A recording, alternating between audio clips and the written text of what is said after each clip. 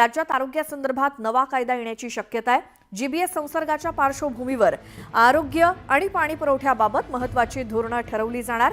मंत्रालयात आरोग्यमंत्री प्रकाश आंबेडकर मुख्यमंत्र्यांची भेट घेणार आहेत। मुख्यमंत्री देवेंद्र फडणवीस आणि आरोग्यमंत्री प्रकाश आंबेडकर, गृहराज्यमंत्री योगेश कदम, पाणी पुरवठा मंत्री यांच्या उपस्थितीत बैठक होणार आहे। आगामी मंत्रिमंडळ बैठकीत चर्चा होऊन आरोग्य कायद्याबाबत निर्णय होण्याची शक्यता आहे। अधिक माहितीसाठी जाऊयात, आमचे प्रतिनिधी तुषार उपणवर आपल्या सोबत आहेत। तुषार, नवीन आरोग्य कायदा म्हणजे काय असणार नेमकं?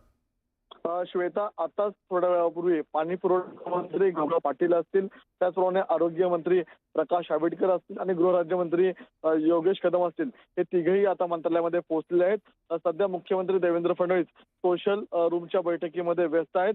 थोड्याच वेळामध्ये आरोग्याचा आढावा संदर्भातली बैठक पार पडू शकते आणि या बैठकीमध्ये राज्यात आरोग्य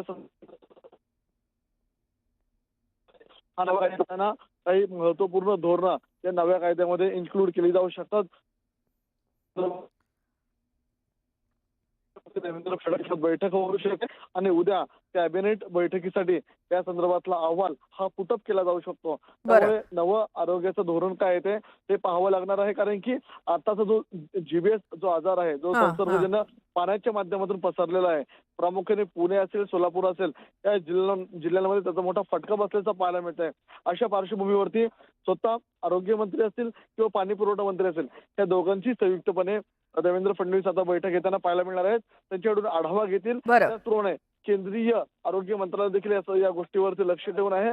केंद्रीय आरोग्य मंत्रालय देखील या संदर्भातला आढावा घेताना पाहायला मिळणार आहे। त्यामुळे उद्याच्या कॅबिनेट बैठकीमध्ये राज्याचं आरोग्य संदर्भातलं काही नवं धोरण येते का याकडे बिलकुल। तुषार, धन्यवाद या माहितीसाठी।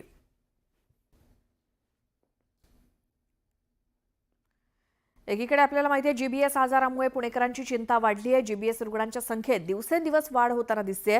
रविवारी एका दिवसात पुण्यामध्ये जीबीएसचे 3 रुग्ण आढळलेत। त्यामुळे जीबीएस रुग्णांची संख्या 158 वरती गेली आहे। यातील 21 रुग्ण सध्या व्हेंटिलेटरवरती आहेत। पुण्यात आतापर्यंत 5 रुग्णांचा जीबीएसमुळे मृत्यू झालाय। सोलापुरात सुद्धा एकानं जीव गमावलाय। त्यामुळे नागरिकांना काळजी घेण्याचं आवाहन केलं जात आहे।